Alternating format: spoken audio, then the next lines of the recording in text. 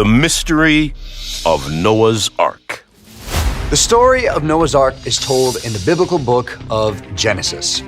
God spares Noah and his family on one condition. He must build an ark and stock it with pairs of every animal on earth. Tall. According to the book of Genesis, the flood lasted for 40 days and 40 nights. Eventually, as the waters receded back into the earth, the ark came to rest on the mountains of Ararat. And actually, there is a mountain today called Mount Ararat. It's a huge peak in Turkey. The seven churches of Revelation are in Asia Minor, which is present-day Turkey. When Christ is done interceding with Laodicea, which is the last of the seven churches, Christ will throw the censer. Turkey stands as a national guidepost to the world, that men may know what is going on in the sanctuary above. In Daniel 11 verse 45, the king of the north come to his end, and none shall help him. But the papacy cannot be the king of the north who shall come to his end, before the events of Daniel 12 verse 1 of when Michael stand up, and of the time of trouble. For the papacy will still be around persecuting the people of God even when Michael stand up, and through the time of trouble, and when Christ returns it is the papacy, whom the Lord shall consume with the spirit of his mouth, and shall destroy with the brightness of his coming. 2 Thessalonians 2 verse 8. Get in the ark. Get in the ark. Get in the ark, my people.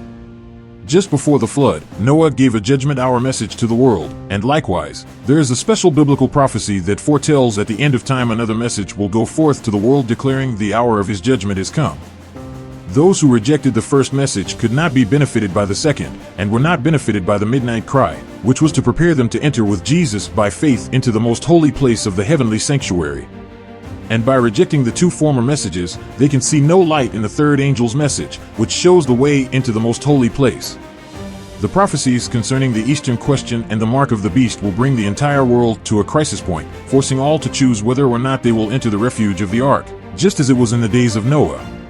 Noah invited the people to find mercy and refuge in the ark, so too, this judgment hour message for us today points us to the final ark of safety before the destruction of the world by fire. Remember, the Ark of Noah rested in Mount Ararat in Turkey. It's the last signpost leading to the Sunday law. Two questions. The Eastern political question, and the Western religious liberty question. You ask how long before the work will be done. The outlook is to my mind growing very much restricted. Outside of our own work there are now only two questions to be settled, the Eastern political question, and the Western religious liberty question. How speedily is it possible for that image to be formed? That depends upon public opinion, and public opinion is a fickle thing. It may change in a night.